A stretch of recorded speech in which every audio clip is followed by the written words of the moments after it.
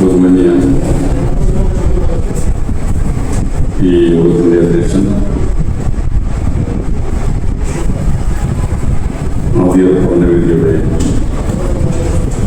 നേതാവും അതോടൊപ്പം എഴുത്തുകാരനും ചിന്തകനും ഒരുപക്ഷെ കേരളത്തിൽ വളരെ ദീർഘകാലമായ ഞങ്ങളുടെ സുപരിചിതമായ വി സ്വാമി അവരുടെ ഈ യോഗത്തിന് സ്വാഗതം നൽകിയ ഈ മൂവ്മെന്റിന്റെ നേതാവ് ശ്രീ സുരേഷ്,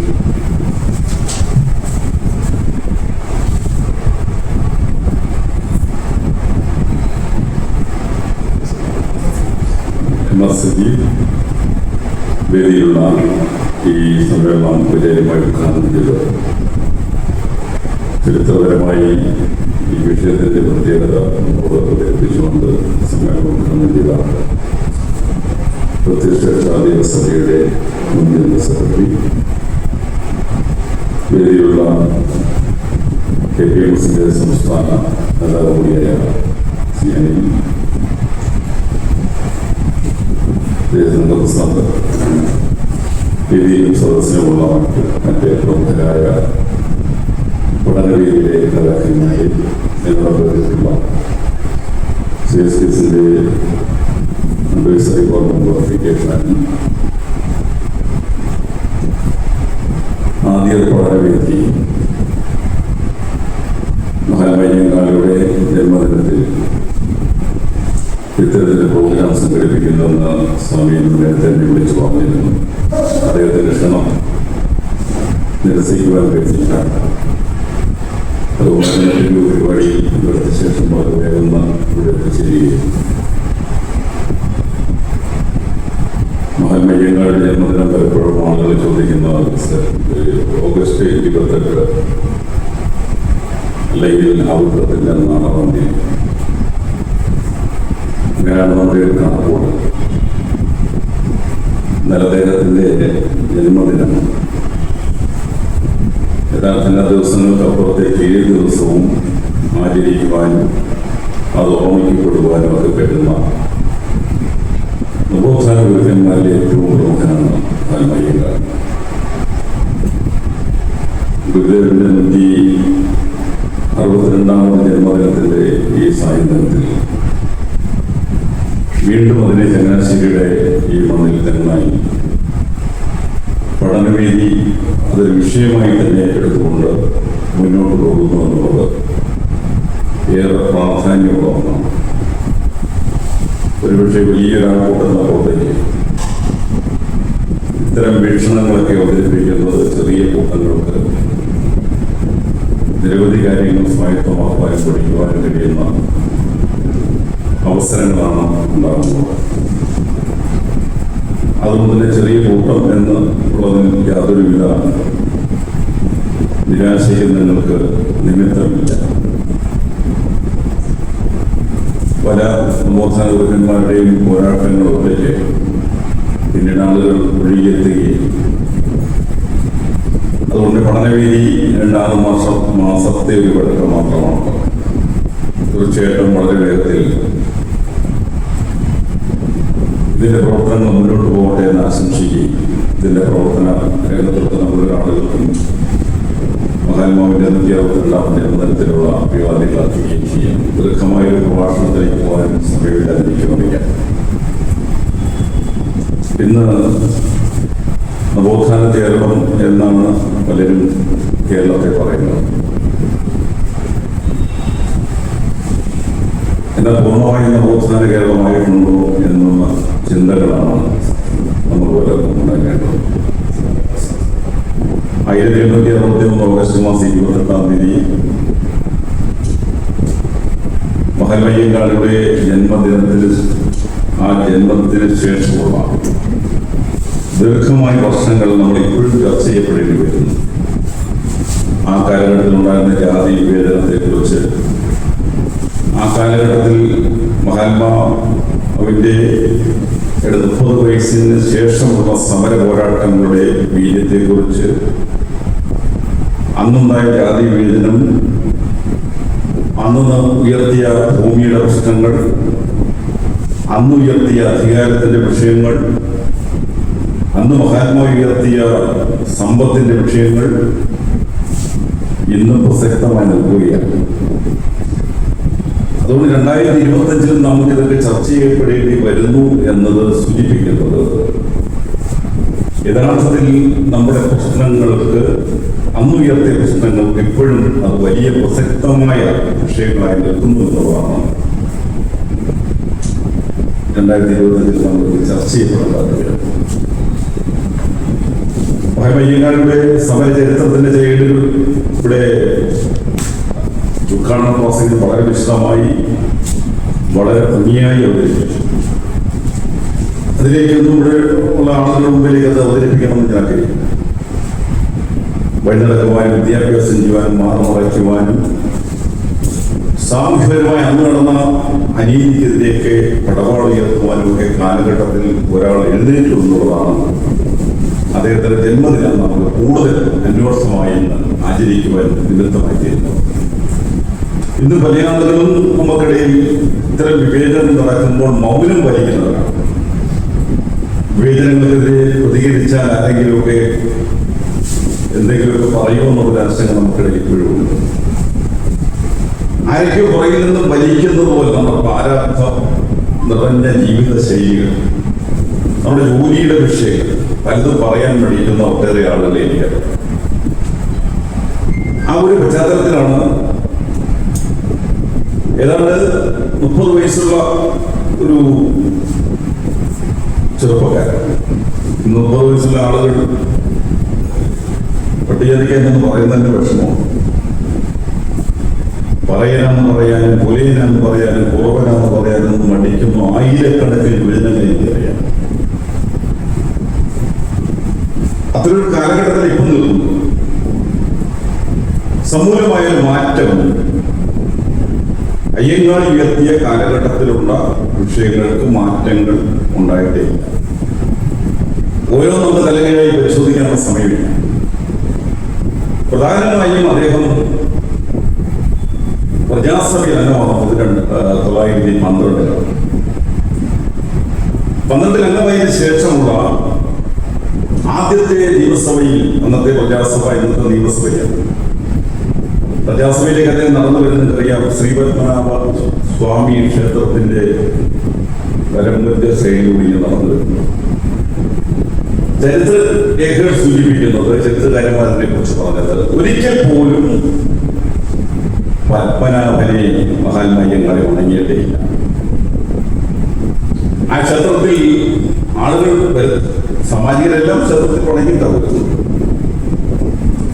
ഒരിക്കൽ പോലും ആരും എഴുതിയ ലേഖനത്തിൽ പത്മനാഭനെ വണങ്ങിയിട്ട് പ്രജാസഭയിൽ കയറി പട്ടിക വിഭാഗങ്ങളുടെ വിഷയങ്ങൾ അയ്യങ്കാളി അവതരിപ്പിച്ചിട്ടുണ്ട്. 1912 ഫെബ്രുവരി മാസം 23 പ്രജാസഭയിൽ അദ്ദേഹം നടത്തിയ പ്രസംഗം ഇന്ന് പ്രസിദ്ധമാണ്. അദ്ദേഹം പ്രജാസഭയെ അഭിസംബോധന ചെയ്തതിനു ശേഷം പറഞ്ഞ പ്രധാനമായ ഒരു കാര്യം, എന്റെ വിഭാഗത്തിന് ഭൂമി അനുവദിക്കണം എന്നുള്ള വിഷയം. എന്റെ വിഭാഗത്തിൽ ഭൂമിയില്ല, അതുകൊണ്ട് ഭൂമി അനുവദിക്കണം എന്നുള്ള വിഷയമാണ് ആദ്യം പ്രജാസഭയിൽ. നിയമസഭയിൽ അഭിസംബോധന ചെയ്തു ചില കാര്യങ്ങളൊക്കെ പറഞ്ഞു കാണും. ഭൂമിയുടെ വിഷയമാണ് ആദ്യം അവതരിപ്പിക്കുന്നത്. ആ ഭൂമിയുടെ വിഷയം ഇന്നും പ്രസക്തമല്ലേ? അന്ന് പ്രജാസഭയിൽ അയ്യങ്കാളിക്ക് കിട്ടിയ ഉത്തരവ്, പല പ്രാവശ്യം ചോദിച്ച ഉത്തരത്തിലാണ് 500 ഏക്കർ ഭൂമി വിളപ്പിൽ ശാലയിൽ നിങ്ങൾക്ക് അനുവദിച്ച് നൽകാവുന്നത്. വിളപ്പിൽ ശാല പിന്നീട് കേരളം വലിയ ചർച്ച ചെയ്യപ്പെട്ട ഒരു സ്ഥലമാണ്. 500 ഏക്കർ ഭൂമി നിങ്ങൾക്ക് തരാം. അതിന് തീരുമാനം ഉണ്ടാകാതെ വന്നപ്പോൾ വീണ്ടും ആ വിഷയം തന്നെ പ്രജാസഭയിൽ ഉന്നയിക്കുമ്പോൾ 500 ഏക്കർ ഭൂമി കൊടുക്കുവാൻ തയ്യാറാണ്. പക്ഷെ അതൊരു പ്രശ്നമുണ്ട്. ആ ഭൂമിയിൽ മൊത്തം വൻ മരങ്ങളാണ് നിൽക്കുന്നത്. തേക്ക്, ഈട്ടി, ആഞ്ഞിലി, ലാവ, വൻ മരങ്ങൾ നിൽക്കുകയാണ്. അതുകൊണ്ട് അത് വെട്ടി മാറ്റി കൊടുക്കാനാണ്. പട്ടികജാതിക്കാരന്റെ ഭൂമി എനിക്കത് മരം നന്നാകാനുള്ള സാധ്യതയുണ്ട്. വ്യക്തിമായിട്ട് കൊടുക്കാതെ പ്രജാസഭയിലെ അങ്ങനത്തെ ചോദ്യങ്ങൾ ഇപ്പം നിങ്ങൾ ഒരുപക്ഷെ അന്വേഷിച്ച കിട്ടും ഉത്തരം കിട്ടും കൊടുക്കും. അതിന് തീരുമാനം പറയാതെ വന്നപ്പോൾ വീണ്ടും മഹന്മാവ് ചോദിച്ചു, ഇതെന്താ ഇങ്ങനെ നിന്നുകൊണ്ട് പോകുന്നു, തീരുമാനമാക്കണം. മൂന്നാമത്തെ ഉത്തരവാണ് നമ്മൾ കിട്ടിക്കുക. ഈ 500 ഏക്കർ സ്ഥലം തരാമെന്ന് പറഞ്ഞുകൊണ്ട് ഇപ്പോൾ ഉള്ളത് 250 ഏക്കറേ ഉള്ളൂ. ആരോ കയ്യേറ്റം ഇന്നും പ്രസക്തമല്ലേ? നമുക്ക് തരാമെന്ന് പറഞ്ഞ ഭൂമി മരം വെട്ടിയിട്ട് തരാം, കാരണം ഇത് ഒന്നാകാൻ പാടില്ല. രണ്ടാമത്തെ ഉത്തരം 500 250 ആരോ കൊണ്ടുപോയി, ഇനി 250 ഉള്ളൂ, അത് തരാം. അന്ന് ചോദിച്ച ചോദ്യങ്ങളുടെ പ്രസക്തി ഇന്ന് എത്രയുണ്ട്? ചെങ്ങറയിൽ ഭൂമിക്ക് വേണ്ടി സമരരംഗത്തിരുന്ന ആളുകൾ എപ്പോഴും സമരരംഗത്താണ്. അരിപ്പയിൽ, ചെങ്ങറയിൽ, വയനാട്ടിൽ, എന്തിനും നമ്മുടെ ജില്ലയിൽ തന്നെയുള്ള പല മേഖലകളിൽ ഞാൻ ഭൂമിക്ക് വേണ്ടിയുള്ള സമരം ഉദ്ഘാടനം കേട്ടിട്ടുണ്ട്. 80 വയസ്സുള്ളൊരു മഹതി അടുത്ത കാലത്താണ് കോട്ടയത്ത് മരണപ്പെട്ടത്. ഒരു ജന്മിയുടെ പറമ്പിലെ താമസക്കാരി. 1 സെന്റ് ഭൂമി പോലും ജന്മി കൊടുത്തില്ലെന്ന് മാത്രമല്ല, സർക്കാരും കൊടുത്തില്ല. അവസാനം ഞാൻ കളക്ടറേറ്റുണ്ട്, ശാന്തൻ സാർ കളക്ടറേറ്റ് നേരിട്ടുണ്ട്. ഈ 80 വയസ്സുള്ള സ്ത്രീയെ കൊണ്ട് കളക്ടറേറ്റിന് മുമ്പിൽ സത്യാഗ്രഹം കഴിഞ്ഞ് കളക്ടറെ വിളിപ്പിച്ചു. ഞാൻ ഭൂമി 3 ഏക്കർ ഭൂമി ഉണ്ടാക്കി തരാം, സർക്കാർ വന്നിട്ട് ഞാൻ ഭൂമി തരാം. കളക്ടർ 1 മാസം മുമ്പ് പോയി. 80 വയസ്സുള്ള ഈ അമ്മച്ചിയും 1 മാസം മുമ്പ് പോയി. കുഞ്ഞി ഭൂമിയുടെ പക്ഷിയുണ്ട്, കിട്ടിയില്ല. അപ്പൊ മഹാന്മാ ഒന്ന് ഉയർത്തിയ ഭൂമിയുടെ പ്രശ്നം ഇപ്പോഴും കിടക്കുക ഇവിടെ. ചെങ്ങൈ സമരം നടത്തിയ ദാഹോമാന്റെ അവസാനം ഭൂമിക്ക് വേണ്ടി അന്തരിച്ചു പോയി VS-മായി ചർച്ചയ്ക്കിരിക്കുക. നിങ്ങളെല്ലാം വായിച്ചിട്ടുള്ള സംഭവം. ആ ചർച്ചയിൽ VS പറഞ്ഞത്, ഭൂമി നിങ്ങൾക്ക് തരാൻ അധികമില്ല, 50 സെന്റ് 15 സെന്റ് 20 സെന്റ് വെച്ച് തരാം. അവസാനം ദാഹോഹൻ ഇറങ്ങിപ്പോയി. അവർ ഭൂമിയില്ല, തീയധികം കൊടുക്കാൻ ഭൂമിയില്ല, ബാക്കി എല്ലാവർക്കും കൂടെ ഭൂമിയുണ്ട്. ഞാൻ എറണാകുളത്തൊരു ക്ഷേത്രത്തിന്റെ ഭൂമിയെ കുറിച്ച് അന്വേഷിച്ചു. 150 ഏക്കർ ഭൂമി ക്ഷേത്രത്തിന് വേണം. നമ്മുടെ ജില്ലയിൽ തന്നെ ഹാരിസന്റെ ഭൂമി കമ്മീഷൻ കണ്ടെത്തി.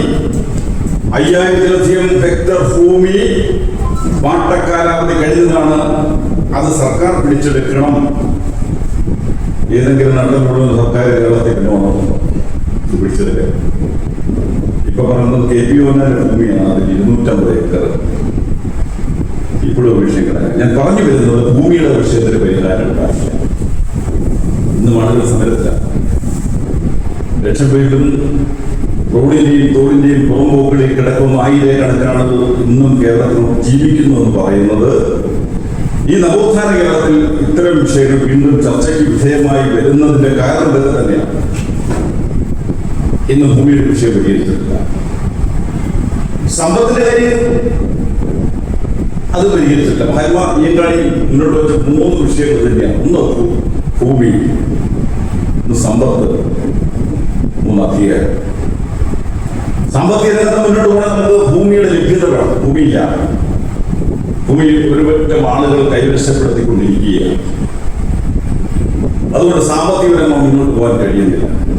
ബാബാ സാഹേബ് എഴുതിയ ഭരണഘടനയുടെ പശ്ചാത്തലത്തിൽ ഉദ്യോഗസ്ഥന്മാരുണ്ടാകുന്നു, ഉദ്യോഗാർത്ഥികൾ ഉണ്ടാകുന്നു എന്നതിനപ്പുറത്തേക്ക് ആരാണ് ജനറൽ മെരിറ്റിൽ വലിയ ഉദ്യോഗങ്ങളിൽ കിടന്നത് എന്ന് ചോദിക്കുമ്പോൾ നമുക്ക് വലിയ നിരാശ തോന്നുകയാണ്. സംവരണത്തിന്റെ അടിസ്ഥാനത്തിൽ മുന്നോട്ട് പോകാൻ കഴിയുന്നതിനപ്പുറത്തേക്ക് നമുക്ക് യാതൊരു തരത്തിലുമുള്ള പുരോഗതികളുമുണ്ട്. അങ്ങനെ ആർക്കെങ്കിലും ഉണ്ടായിട്ടുണ്ടെങ്കിൽ അത് സ്വന്തം പ്രയത്നത്തിലൂടെ അവർ വളർത്തിയെടുത്ത പുരോഗതികൾ മാത്രമാണ്. അതുകൊണ്ട് 63 ശേഷം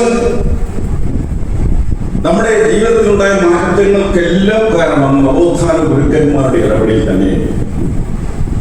അതിൽ ഏറ്റവും അധികം നിർണായകമായ ഉണ്ടായിരുന്നു മഹാത്മാ അയ്യങ്കാളിക്ക്. ആ കാലഘട്ടത്തിൽ നാരായണ ഗുരുദേവന്റെ പ്രവർത്തനം ഉണ്ടായിരുന്നു. അയ്യങ്കാളിയുടെ ആപ്തവാക്യങ്ങൾ മുന്നേറും പറഞ്ഞ് വിദ്യ കൊണ്ട് പ്രബുദ്ധരാകണം, സംഘടന രൂപീകരിക്കണം, ശക്തരാകണം, വ്യവസായം തുടങ്ങണം, ചെത്തരുത് കുടിക്കരുത് എന്നെല്ലാം പറഞ്ഞു. ആ സമുദായം ആ കാലഘട്ടത്തിൽ കുറെ കേട്ടു. ഗുരുദേവന്റെ പ്രബോധനം കേട്ട ആളുകൾ അവർ മുന്നോട്ട് പോയി. പക്ഷെ ബാബാ സാഹേബ് പറഞ്ഞ സമയത്ത്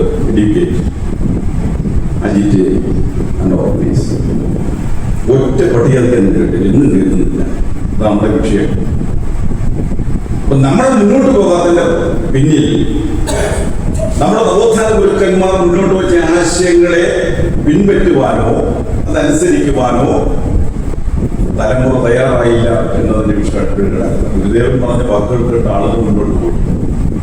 ഇതിൽ SNDP യോഗത്തിന്റെ പ്രസിഡന്റിന്റെ പ്രസ്താവന ഉണ്ടായി. ഏത് പാർട്ടി വന്നാലും കുഴപ്പമില്ല,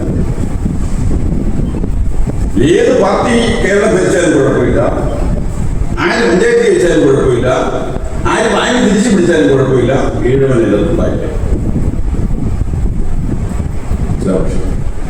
പണ്ടൊരു ഒരു യോഗം നടക്കുകയാണ്. അതിനകത്ത് 6 ഒട്ടകത്തെ 3 ഒട്ടകം ഈർണം ചെയ്തതിനെ സംബന്ധിച്ച് ചർച്ച നടക്കുക. ഇപ്പൊ കേരള കോൺഗ്രസിന്റെ ഒരു കാലഘട്ടമായിരുന്നു ആ കാലഘട്ടം. ആ ഒട്ടകത്തെ കുറിച്ചാണ് സംസാരിക്കുന്നത്. അപ്പൊ ഈ കേരള കോൺഗ്രസിന്റെ ഒരു നേതാവുണ്ടായിരുന്നു, മൂവാറ്റുപുഴയുടെ, അദ്ദേഹം ഈ വേദിയിലുണ്ടായിരുന്നു. അപ്പൊ ഈ ചർച്ചയ്ക്കിടയിൽ അദ്ദേഹം ഉറക്കത്തിനിടയ്ക്ക് കേൾക്കും, പെട്ടെന്ന് പറഞ്ഞ ഒരൊട്ടകം കത്തോലിക്കത്തിൽ പറഞ്ഞു. കേട്ടു തന്നെ കേൾക്കത്തില്ല എന്ന് പറഞ്ഞാൽ അവരുടെ വിഷയങ്ങൾ മുഴുവൻ അവരുടെ സമൂഹത്തിന് വേണ്ടിയുള്ള പ്രശ്നങ്ങളാണ്. ആദിവാസികളുടെയും ദളിതരുടെയും പ്രശ്നങ്ങളെ സംബന്ധിച്ച് ഇപ്പോഴും പരിഹരിക്കപ്പെടാതിരിക്കുന്ന ആയിരക്കണക്കിന് വിഷയങ്ങളിൽ പരിഹാരം ഉണ്ടാക്കിയെടുക്കേണ്ട ബാധ്യത നമുക്ക് തന്നെയാണ്. അതാണ് അയ്യങ്കാളി ജന്മദിനത്തിന്റെ ഏറ്റവും പ്രൗഢമായ പ്രസക്തി എന്ന് പറയുമ്പോൾ അദ്ദേഹം കാണിച്ചതുള്ള മാർഗങ്ങൾക്കൊന്നും അതിലെ സഞ്ചരിക്കുവാൻ നമ്മുടെ ജനത്തിന് കഴിഞ്ഞില്ല. ഇവിടെ നമ്മുടെ കാലത്ത് 1500 സംഘടനയാണ് ഞാനുൾപ്പെടെ. ഒന്നിക്കാൻ നോക്കിയാൽ ആരും സമ്മതിക്കില്ല, കാരണം അത് നടക്കുകയില്ല. ഞാൻ ഈ സംഘടന ഈ പട്ടിക വിഭാഗ സംഘടനകൾ ഒന്നിക്കുകയാണെങ്കിൽ CST സ്ഥാനത്ത് ഞാൻ വിളിച്ചു. അത് ഞാൻ എല്ലാവരോടും നോക്കുന്നത്. കാരണം മഹാത്മാ അയ്യങ്കാളി സ്വപ്നം കണ്ട ഏറ്റവും 3ാമത്തെ കാര്യം അധികാരമാണ്.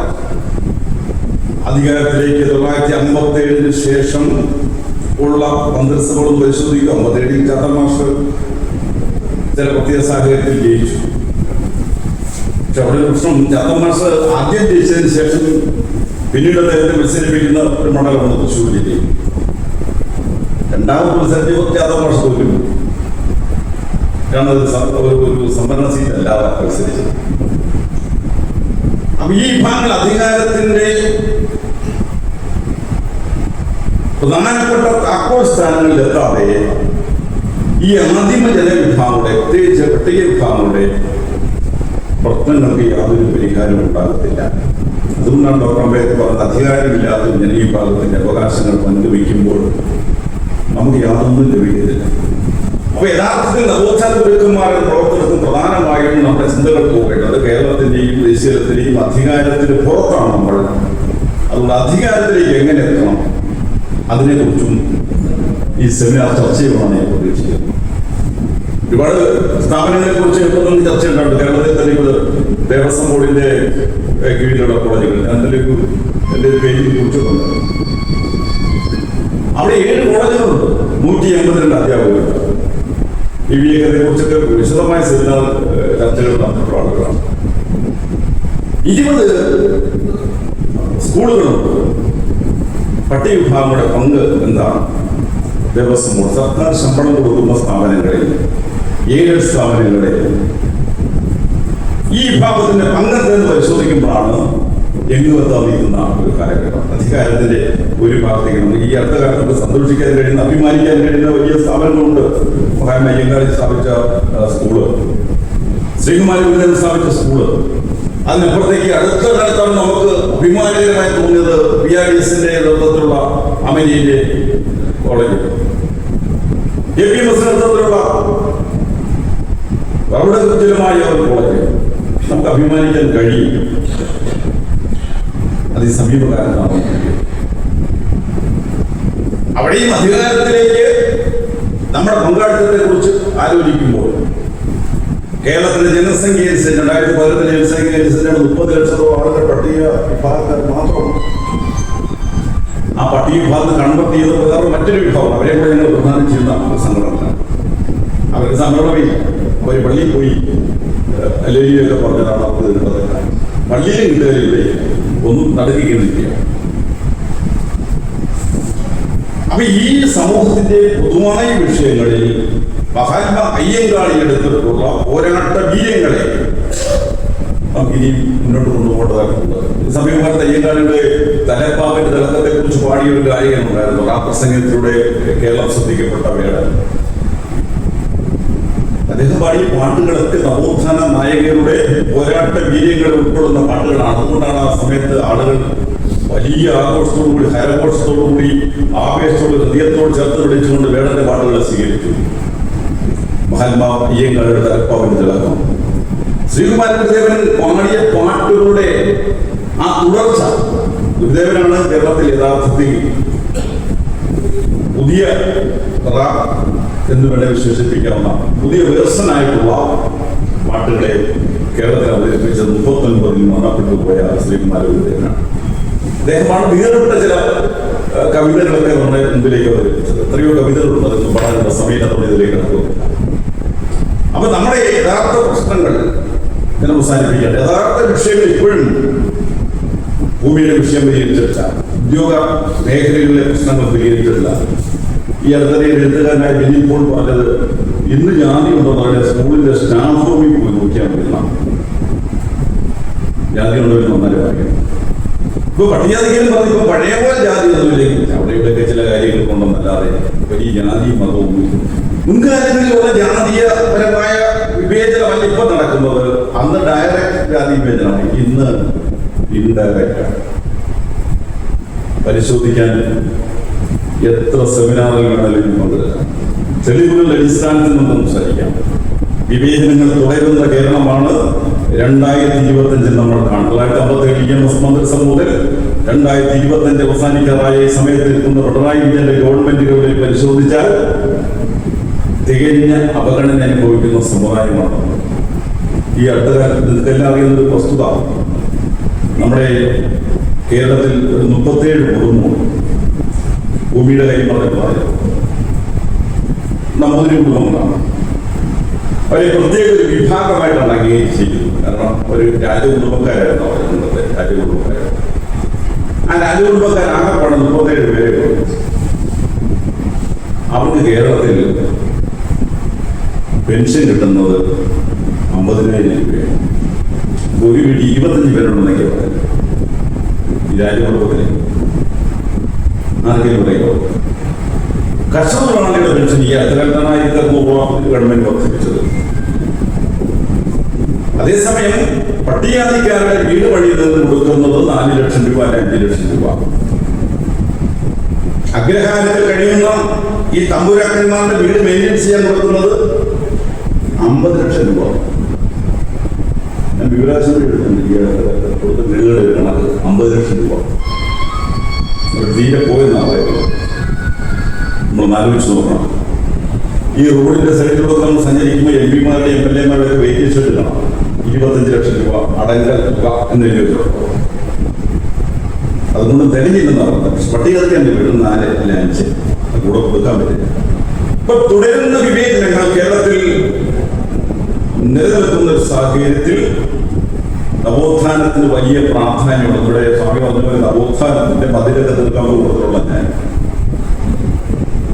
നമ്മൾ മതിൽ തീർത്തുകൊണ്ടിരിക്കുക. ചില വിഭാഗം അധികാരത്തിന്റെ തലപ്പത്തേക്ക് വരുന്നു. പട്ടിക വിഭാഗങ്ങൾ ഇന്നും അധികാരത്തിലെത്താൻ കഴിയുന്നില്ല. ഇപ്പൊ കേരളത്തിലെ മുഖ്യമന്ത്രി കസേരയിലാണെങ്കിലും എത്തുമെന്നൊരു പ്രതീക്ഷ പല കാലങ്ങളായി ചർച്ച ചെയ്യുന്നുണ്ട്. ഒരു പട്ടികജാതിക്കാർ എന്തെങ്കിലും കേരളത്തിന്റെ മുഖ്യമന്ത്രി കസേരയിലെത്താൻ സാധ്യതയുണ്ടോ എന്നുള്ള ചോദ്യത്തിന് അന്തരിച്ചു പോയ നമ്മുടെ എഴുത്തുകാരൻ കുഞ്ഞാമൻ സാർ മറുപടി നൽകുന്നത്. അതായത് പുസ്തകവും ഇവിടെ എല്ലാവരുടെയും എനിക്കറിയാം, നിങ്ങളും കൂടെ മേടിച്ച് വായിക്കണം. കേരളത്തിന് മുഖ്യമന്ത്രി പട്ടികജാതിക്ക് വരാനുള്ള സാധ്യത അദ്ദേഹം കണ്ടവർ അവനൊരു മൂട്ടയാണ് ജനിക്കണം. കേരളത്തിൽ നിന്ന് ചർച്ച ചെയ്യപ്പെടുന്ന പ്രധാന വിഷയമാണ്. ജോൺസാൻ യാത്ര പറഞ്ഞു, പ്രതിഷേധത്തിന്റെ അദ്ദേഹത്തിന്റെ മനസ്സിലുണ്ടായ ആളിക്കത്തുള്ള പ്രതിഷേധത്തിന്റെ ഭാഗമായിട്ടാണ് എഴുതിയത്. അത് നിസ്സാരവെച്ചിട്ടാണ് കേരളത്തിലെ മുഖ്യമന്ത്രി കസേരയിൽ എന്തെങ്കിലും ഒരു പട്ടികധികാരം പറഞ്ഞെങ്കിൽ മൂട്ട നമുക്കറിയാലോ. അപ്പൊ നമ്മുടെ വീട്ടിൽ മൂട്ടയിരിക്കാൻ പണ്ട് നമ്മുടെ വീട്ടിൽ അതേ ഉണ്ടായിരുന്നു. അങ്ങനെ ജനിച്ചാൽ നമുക്ക് കയറി വരാൻ പറ്റും. ഇപ്പോഴും ആളുകൾ വിളിച്ചു. ഞാൻ ഈ അടുത്ത കാലത്ത് ജാമസാർ അടക്കമുള്ള 3 ആളുകൾ ഒരു 2017 കത്തെഴുതി. ഇപ്പോഴും ഞാൻ സൂക്ഷിച്ചിട്ടുണ്ട്. വൈദ്യുതി സർവകലാശാലയിൽ 3 BC കാൻഡിഡേറ്റ് പാനലിലേക്ക് ആളുകൾ തിരഞ്ഞെടുത്തു. 3 പേര് പട്ടികജാതിക്കാരാണ്. ശ്രീ ബാലകൃഷ്ണൻ അടക്കമുള്ള ആളുകൾ, ഡോക്ടർ പൽപ്പു അടക്കമുള്ള 3 പട്ടികജാതിക്കാരായ ആളുകളെ വൈദ്യുതി സർവകലാശാലയുടെ കാൻഡിഡേറ്റ് പാനലിൽ തിരഞ്ഞെടുത്തു. BC ലിസ്റ്റ് പരിശോധിച്ചപ്പോൾ 2016-17 ലിസ്റ്റ് പരിശോധിച്ചപ്പോൾ വൈസ് ചാൻസലർ വരാൻ സാധ്യതയുള്ള ലിസ്റ്റിൻ്റെ അകത്ത് 3 പേര് പട്ടികജാതിക്കാരാണ്. പ്രിയപ്പെട്ടവരെ, അന്നത്തെ മന്ത്രിസഭ തീരുമാനം നിങ്ങൾക്ക് എന്തരാം? ആ BC കാൻഡിഡേറ്റ് പാനല് റദ്ദാക്കി. കേരളത്തിൽ ഒരു പട്ടികജാതിക്കാരൻ BC ആയിരുന്നു. ഇതാണ് മനോഭാവം നമ്മുടെ കേരളത്തിൽ. അത് ഇടത് ഭരിച്ചാലും വലത് ഭരിച്ചാലും മനോഭാവത്തിനൊന്നും ഒരു വ്യത്യാസമൊന്നുമില്ല. പിന്നെ പട്ടികജാതിക്കാരെ കൂടുതലായിട്ട് BJPയോട് ചേരുന്നു. നല്ല കാര്യമാണ് പറയുന്നത്. അതെന്താണെന്ന് ഈ പിടികിട്ടില്ല. അതേക്കുറിച്ച് ചർച്ച ചെയ്യേണ്ടത്. അപ്പൊ തുടരുന്ന വിവേചനങ്ങൾ കണ്ടില്ലെന്ന് നമുക്ക് ധരിക്കാൻ കഴിയില്ല. അതുകൊണ്ടാണ് ഞങ്ങൾ പരസ്യമായിട്ട് കുറിച്ച് പല ആളുകളും ചോദിക്കും, ഇതൊക്കെ എങ്ങനെ പറയാവുന്ന കാര്യങ്ങളാണ്. ഇപ്പൊ ജാതി വല്ലതും ഉണ്ടെന്നൊക്കെ പഴയ കാലത്ത് ജാതി ഉണ്ടെങ്കിൽ ഇപ്പൊ ജാതി ഒന്നും ഇല്ലെന്നൊക്കെയാണ് പറയുന്നത്. ഇപ്പോഴും ജാതി ഉണ്ടെന്നേ, ഇപ്പോഴും ജാതിയുണ്ട്. ഈ അടുത്ത കാലത്ത് നമ്മുടെ സഹോദരി അനുഭവിച്ചത് മോഷണ കുറ്റത്തിന്റെ പേരിലാണ്. അവരുടെ പ്രസ്താവനകൾ നിങ്ങൾ വായിച്ചിട്ടുണ്ട്, അതിലേക്ക് കിടക്കുന്നില്ല. മോഷണ കുറ്റം ആരോപിച്ച ഒരു സ്ത്രീയെ കൈകാര്യം ചെയ്ത രീതി നിന്ന് ആലോചിക്കണം. കേരളത്തിൽ പട്ടികവിഭാഗങ്ങൾ, പട്ടികവർഗക്കാർ, ക്രൈസ്തവർ, കൺവർത്തിയ ഒരു വിഭാഗമുണ്ട് കേരളത്തിൽ. ഞങ്ങൾ ഒരുപടി ഉയർത്തുന്ന മുദ്രാവാക്യം ഈ പഠനരീതി കൂടി ചർച്ച ചെയ്യണമെന്നാണ് എനിക്ക് സൂചിപ്പിക്കുന്നത്. കാരണം പട്ടികവിഭാഗങ്ങളുടെ സംവരണം കൊടുക്കണമെന്ന് ഞങ്ങൾ ആവശ്യപ്പെടുന്നില്ല. ആൾക്കാട് 8 കിട്ടുന്ന ഇവർക്കൂടെ കൊടുത്തു കഴിഞ്ഞാൽ ഇതൊന്നും നടക്കില്ല. എല്ലാം കൂടെ ആൾക്കാടൊക്കെ പ്രത്യേകമായൊരു പാക്കേജ്, സെപ്പറേറ്റ് റിസർവേഷൻ എന്തുകൊണ്ട് കൊടുത്തുകൂടാ? കേരളത്തിൽ പുറത്ത് തമിഴ്നാട്ടിൽ കൊടുത്തു, ആന്ധ്രയിൽ കൊടുത്തു, കർണാടകയിൽ കൊടുത്തു. ഞങ്ങൾ എത്രയോ കാലമായി മാറി മാറി വരുന്ന ഗവൺമെന്റ് മുമ്പിലേക്ക് നിവേദനവുമായി ചെല്ലുക. മരം വെട്ടുന്ന കാര്യം പറഞ്ഞ പോലെ മരം വെട്ടി കൊടുക്കാമെന്ന് പറഞ്ഞ പോലെ അടുത്ത വർഷം കൊടുക്കാം. സെപ്പറേറ്റ് റിസർവേഷൻ കൺവെർട്ട് ചെയ്ത് ക്രിസ്ത്യാനികൾക്ക് കൊടുക്കണ്ടേ? ഇപ്പൊ കേരളത്തിൽ 10% മുന്നോക്ക സംവരണം നടപ്പിലാക്കി. മുന്നോക്ക സംവരണത്തിന് മാനദണ്ഡങ്ങൾ കൊണ്ടുവന്ന് ഞാൻ പറയുന്നില്ല, അതിലേക്കൊക്കെ പോകാൻ ഒരുപാട് സമയം വേണം. 10% മുന്നോക്ക സംവരണം കൊടുത്തു. എന്താ സംവരണത്തിന്റെ 8 ലക്ഷം രൂപ വരെ, 8 ലക്ഷം 8 ഏക്കർ ഭൂമി വരെ ഉണ്ടാകാം. 5 ലക്ഷം രൂപ വാർഷിക വരുമാനം, ഒരു കുഴപ്പമില്ല. കോർപ്പറേഷൻ ഏരിയയിൽ 50 സെന്റ് സ്ഥലം വരെ ഉള്ളവൻ ഈ ദാരിദ്ര്യക്ക് താഴെയാണ്. അപ്പോൾ പട്ടികജാതിക്കാരൻ്റെ ലോണിന് വേണ്ടി ചെല്ലുന്നത് 2.5 ലക്ഷം രൂപയ്ക്ക് കൂടാൻ പറ്റിയെന്ന് വില്ലേജ് ഓഫീസർ സർട്ടിഫിക്കറ്റ് കൊടുക്കണം. തുടരുന്ന വിവേചനങ്ങൾ പറഞ്ഞാൽ അവസാനിക്കുന്നില്ല എന്നതുകൊണ്ട് ഞാൻ അവസാനിപ്പിക്കട്ടെ. മയ്യങ്കാളിയുടെ ഈ ജന്മദിനത്തിൽ ഇത്രയും ആളുകൾ പങ്കെടുത്തുകൊണ്ട് അദ്ദേഹത്തെ വളരെ ഗൗരവതരമായി നിങ്ങൾ നോക്കിക്കാണുകയും പഠിക്കുകയും ചെയ്യുന്ന നിങ്ങൾ കേരളത്തിലെ ഇന്ന് നടക്കുന്ന സാമൂഹ്യ തിന്മകളെ കുറിച്ച് പഠിക്കുവാൻ തയ്യാറാണ്. പാടിയെന്ന് പറയുന്നൊരു പള്ളി, വില്ലേജൊരു പള്ളി, ഇവിടുത്തുകാരൻ മലയ്ക്കാരൊരു പള്ളി, പള്ളി വന്നതിന് തിരഞ്ഞെടുപ്പും വ്യത്യാസം തോന്നി ഞാൻ കാണുന്നില്ല. ഞാൻ ദൽക്രൈസർ യാതൊരു വിവിധ പറയുന്നത് ചുമല്ല മൊത്തം പറയുന്നത് വ്യത്യാസം ഒന്നുമില്ല. പള്ളിയുടെ സ്ഥാപനത്തിലുമില്ല. തെക്ക് പള്ളി, വടക്ക് പള്ളി, കിഴക്ക് പള്ളി എല്ലാം വെച്ചു. പരസ്പരം ഭിന്നിപ്പിച്ചു എന്നതിനപ്പുറത്തെ ഈ സമുദായത്തിന് വേണ്ടുന്ന അർഹമായ പങ്കാളിത്തമാസം ഉണ്ടായിരുന്നു കൂടുതൽ. അതുകൊണ്ട് കൂടുതൽ ഈ സമൂഹത്തെ മുന്നോട്ട് കൊണ്ടുവരാൻ വേണ്ടിയുള്ള പ്രയത്നത്തിൽ ആദ്യ പഠനഗതിയിൽ ഒന്നറിയുന്നതാണ് പോകുന്നത്. ഇത് ഗവേഷണം നടത്തുന്ന ആളാണ് ജീവിതം എനിക്കറിയാൻ പറ്റുന്നത് വർഷങ്ങളായിരിക്കും. വലിയ വിജ്ഞാന കോശം എന്നൊക്കെ ഞാൻ വിശേഷിപ്പിക്കും. കാരണം ഞാൻ അദ്ദേഹത്തിന് ഒരുപാട് പുസ്തകങ്ങളും പ്രബന്ധങ്ങളൊക്കെ ഇടയിൽ മാറ്റിയിട്ടുണ്ട്. ഡോക്ടർ അനിലടക്കമുള്ള വലിയ കേരളത്തിലെ വലിയ പ്രസ്ഥാനം, നവോത്ഥാനരംഗത്തെ അഭിപ്രായങ്ങൾ തുറന്നു പറഞ്ഞ പ്രസ്ഥാനങ്ങൾ. നമുക്ക് ഇനി കൂടുതൽ ഉയരങ്ങളിലേക്ക് പോകാൻ കഴിയുന്നു. അന്ധമായ രാഷ്ട്രീയത്തിന് വിരാമം കുറിക്കാതെ സമൂഹയെ രക്ഷപ്പെടത്തില്ല എന്ന് മാത്രം സൂചിപ്പിച്ചിട്ടുണ്ട്. മഹാന്മായ്യങ്ങളുടെ 162ാം ജന്മദിനത്തിൽ ആഘോഷത്തോടനുബന്ധിച്ചുള്ള ഈ പ്രോഗ്രാമിൽ പങ്കെടുക്കുവാനും നിങ്ങളുമായി ചില കാര്യങ്ങൾ ഷെയർ ചെയ്യുവാനും ഒക്കെ അവസരം കിട്ടിയത് ജീവിതത്തിന്റെ ഒരു മഹാഭാഗ്യമായി കരുതുകയാണ്. തെക്കും വടക്കും കിഴക്കും പടിഞ്ഞാറും വെറ്റും വിലയ്ക്കും വാങ്ങിപ്പോയോ ഇനിയെങ്കിലും കൂടി കാണാൻ അതിനുള്ളൊരു അവസരം കൂടി അവസാനം ഉണ്ടാക്കിയിട്ടുള്ളത്. അതിനുകൂടി വിവാദം ചെയ്തുകൊണ്ട് ഞാൻ ചെറിയ വാർത്ത അവസാനിപ്പിക്കട്ടെ. നമസ്കാരം.